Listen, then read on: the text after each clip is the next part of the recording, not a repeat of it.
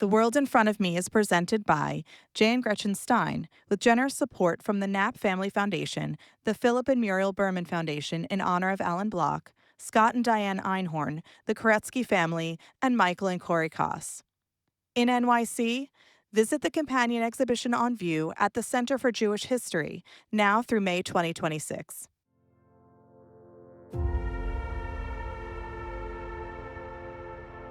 Shalom, y'all. Listen, for a boy from Philly, that's pretty solid. Southern accent. That's Bill Aron, prolific photographer of Jewish life. I'm your host, writer Ruth Andrew Ellenson. I was fortunate to grow up being photographed by Bill and welcome the opportunity as an adult and a journalist to explore the legacy of his work and the context in which it was created. Over the course of our series, we'll travel with Bill across 5 decades and hear his stories about documenting Jewish communities around the world.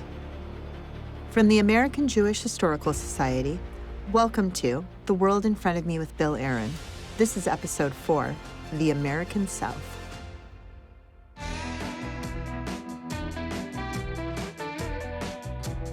In the early 1990s, Bill began what would become an almost decade-long project documenting Jewish life in the American South. The result was a book called Shalom, Y'all, Images of Jewish Life in the American South, which was published in 2002, and an exhibit that was on view at institutions like the Museum of Jewish Heritage in New York and the Museum of the Southern Jewish Experience in New Orleans. So, how did a Yankee living in California end up working on a project about the South? Bill, did you know there were Southern Jews growing up? I had no idea of how many Jews, how many Jewish communities there were, where they lived, and the distances. I mean, I thought we would do Mississippi and Arkansas in a day, but I mean, it takes a whole day just to get between them. Spoken like a Yankee. It's spoken like a Yankee, of which I was. So you had 2 Jews from Mississippi, Macy Hart and Vicki Rikes Fox, who were involved with the Museum of the Southern Jewish Experience, which is now in New Orleans. They were looking to create an exhibit that captured the unique experience of Jewish communities and individuals living in the American South. They came over one afternoon to tell me about the project and what they wanted to do. And I thought to myself, South, deep South, how many Jews could there be? 1 or 2 trips, it'll be done. We spoke to Vicki to get her side of the story. I knew Bill. He was a neighbor, actually, in Los Angeles, and he was already celebrated as an artist and a photographer for the work that he had done in Cuba and the Soviet Union and Venice, California.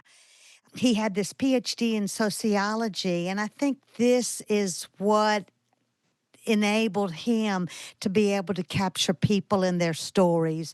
He has a wonderful personality. People take to him. He can put people at ease. So the truth is, I don't think I thought of anybody else. As it turns out, Bill wasn't the only person unaware that there are vibrant Jewish communities across the American South. The most common misunderstanding of Jews in the South or of the Southern Jewish experience is that Jews even live in the South at all. And in fact, they've been there for a very long time.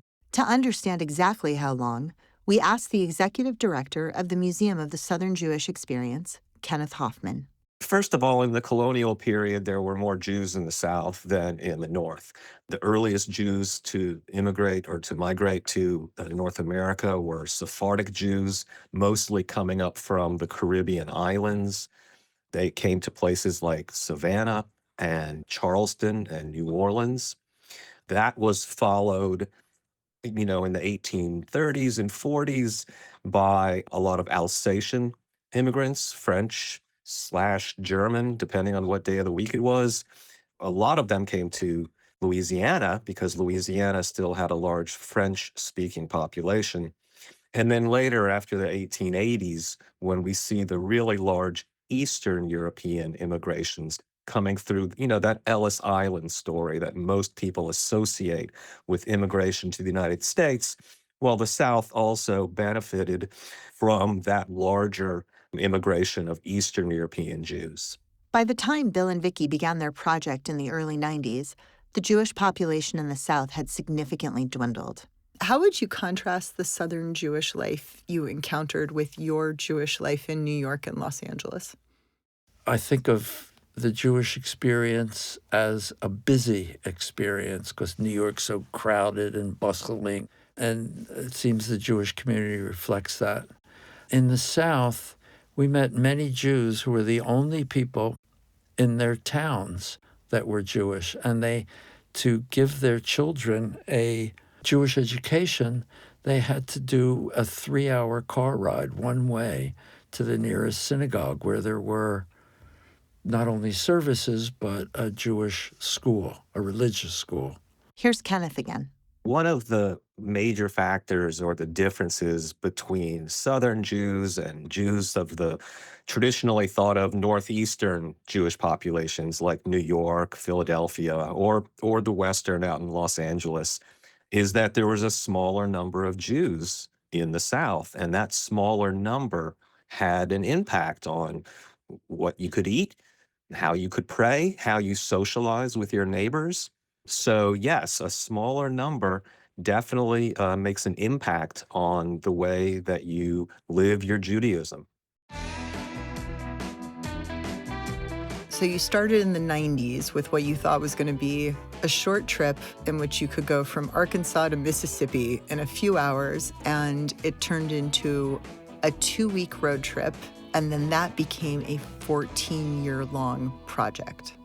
We would go into a town and be photographing, and then we'd find out in that town that so-and-so was living in this other little town about an hour away. You really should visit them. They're the only Jews for miles around. And it was a lot of fun, and the people I met were just so wonderful, and they were just so happy to be telling their stories. And I used to always ask, what is both Southern and Jewish? One woman stood up and she said, well, we Jews have a secret recipe for making matzo balls. Says, we put bacon in it. With a generally smaller Jewish population spread across half a dozen states and hundreds of miles, finding people to photograph was a team effort. Here's more from Vicki. The way we found the people that would be photographed was Macy B. Hart, and he was the original director of the museum project. Vicki's referring to the Museum of the Southern Jewish Experience, the same institution Kenneth now runs in New Orleans. He had a Rolodex of relationships in the Jewish community. He knew people in every town, and he gave me my first contacts. And he just gave me a list of names, and then I took it from there. And as you can imagine, when I made the first call, it was a stranger, but the more you talk, the more it turned out we had commonalities, we spoke the same, we probably knew people. And then I had to describe a project that nobody had ever done before. So I will say that was one of the hardest things, because I said, we're coming to photograph the Southern Jewish experience. Well, what does that mean? Part of it was getting the people's stories, and the other part was photographing them in an interesting way at an interesting place. If I can tell one story, it's about Bill as a photographer. He took his time. So, being the ultimate artist. So we were at Preservation Hall in New Orleans. Bill set up his lights and he set up the ladder. The musicians actually are gathered in the front of the room, all in front of their instruments. And then there are benches, which are the audience. And so the musicians were happily posing, and Bill was up on his ladder taking pictures. And then the patrons began to fill the benches for the next performance. And they sat there for a few minutes and watched, and then they began to get impatient. They were ready for the music to start. They wanted the musicians to play. I became a little bit uncomfortable, but I'm not sure Bill even sensed it. He was looking for his shot, and he was going to get it, and he continued to work and to photograph until he had gotten what he wanted. And it's a beautiful photograph in the book. But I had the most admiration and respect for how he worked, which was on display, almost every time we stopped or at every shoot. The Southern Jewish communities you were documenting, were a lot of them older and their children had moved away, so it was not a community that was self-sustaining, or was it on the verge of disappearing? A lot of the communities we visited were dying, and we photographed the last few Jews there. And some were struggling, and some were maintaining. We were going to Eudora, Arkansas, to photograph the last Jews of Eudora, Harold and Lucille Hart. So we're to meet them at Harold's alcohol store, which we went to. And I said, Harold, where's your wife, Lucille? And he said, oh, she's home. She's not Jewish. So with fewer Jews in the South, traditionally, or maybe compared to communities with larger Jewish populations, you're going to see more intermarriage. The first congregation created outside of the original 13 states was here in New Orleans in 1828. And the bylaws of that congregation state that, quote, the strange women of the congregation, unquote, can be buried in the Jewish cemetery. And by strange women, that was the terminology at the time, they meant the non-Jewish women. Because in 1828, there weren't a lot of Jews in New Orleans, and there certainly weren't a lot of Jewish women in New Orleans. So who were the young Jewish men going to marry? They were going to marry nice Catholic girls. So I said, really? And he says, yeah. I said, well, who performed the wedding? And he said, Rabbi Stone from Greenwood, Mississippi, I think. And I said, Harold, I don't think so, because that's an Orthodox rabbi, and he wouldn't perform an intermarriage. And he says, oh, yeah, we have the documents at the house. We went to their house, and as we're eating coffee and cake, Harold comes out with an envelope. I shake the envelope, and out comes their marriage certificate signed by Rabbi Stone. And there was a folded up white piece of paper, which was some formula that said something to the effect of, Lucille, whatever her maiden name was, has come before me this day in the house of Israel, and has freely, of her own free will, consented to join the Jewish people. And it was signed Rabbi Stone. So I said, Lucille, you're Jewish. And she said, what? And for a minute, I got scared. I mean, maybe she didn't want to be Jewish, consider herself Jewish.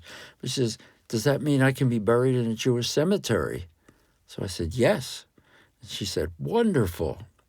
Turns out, so I asked her what happened. On the day they were to get married, they went into the Rabbi Stone's study, and he asked her all these questions about the Bible, which she answered because she had a good Baptist upbringing. And Rabbi Stone turned to Harold and said, if you knew as much about the Bible as the woman you're marrying, you'd be a good Jew.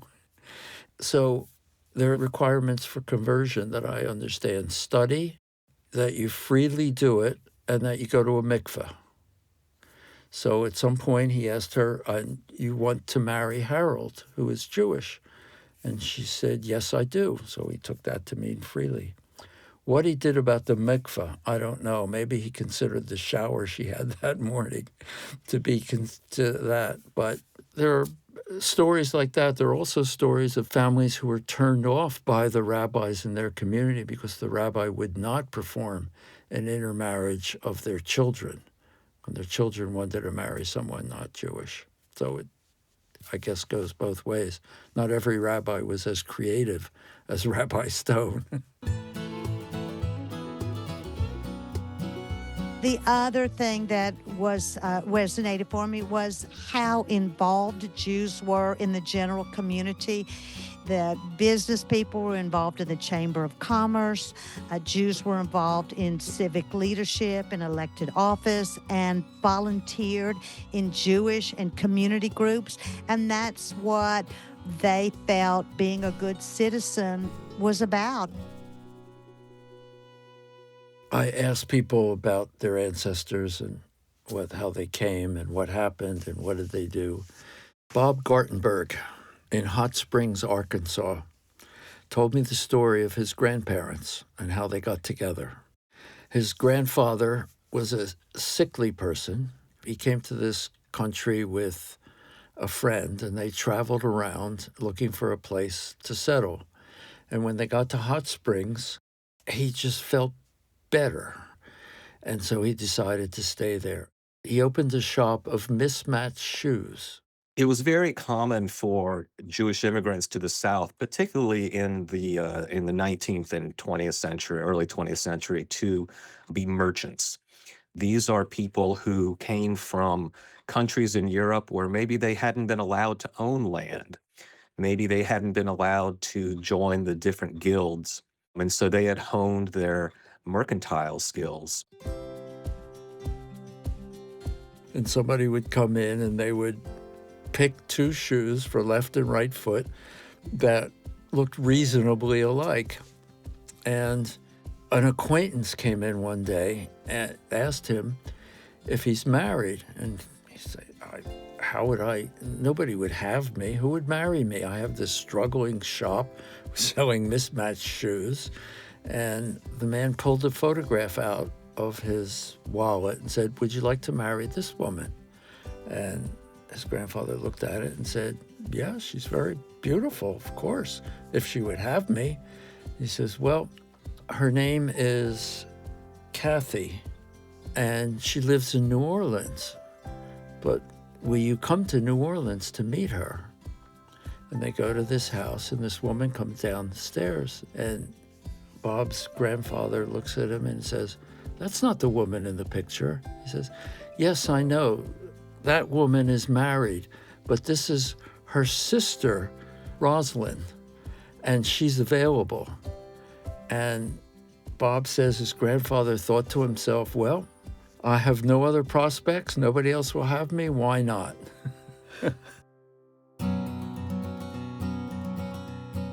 When I started out my career, there was a stigma attached to photographing in one's own community, like my just being a Jewish photographer as opposed to a photographer photographing at large, and that if I make it as a Jewish photographer, I didn't really make it as a photographer. But I don't know, at some point I settled into being comfortable with being a photographer who photographed Jewish communities in different parts of the world. Not only comfortable, but happy doing it, because I liked it. Like this project in the South was just such a happy time and such a fulfilling and rich time for me. I hate to think of my career without it. The experiences I thought that were so unique to me were actually quite common for Southern Jews all around. I think that gave me a sense of belonging that probably had eluded me until then because of being such an outsider. So we're a subset and we're a small subset, but it's quite, a rich and varied one. So I've loved it. It's the greatest story I've gotten to tell. Fitting into your environment and navigating how to do that while at the same time staying Jewish. And there's not a right or a wrong way, and there's all kinds of different levels of what people decided to do or didn't do. But that is definitely part of the Southern Jewish experience, is finding that identity between being Southern and being Jewish. Shalom, y'all, was actually in the South received with extreme pride. We were embraced. The Jewish community was happy to realize that this could be celebrated, exhibited, captured in a book. and by an artist. And with pride, people tell me to this day that that book is on their mother's coffee table. They have a relative in it. So within the Southern Jewish community, people just loved it. This project was very important to the people in the South, probably because many of their communities were struggling, and it was a chance to leave something behind.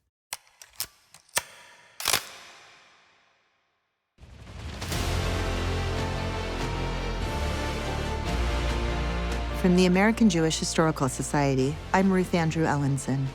This episode was written by Rebecca Miller and produced by Sarah Hopley. Our executive producer is Gemma R. Birnbaum. Recording, sound design, and mixing were done at Sound Lounge and Studio Awesome. For episode transcripts, exhibition information, additional resources, and links to a selection of Bill's photographs that inspired this episode, please visit us at ajhs.org/Bill. If you enjoyed this episode, please rate and review us, which helps others discover our series.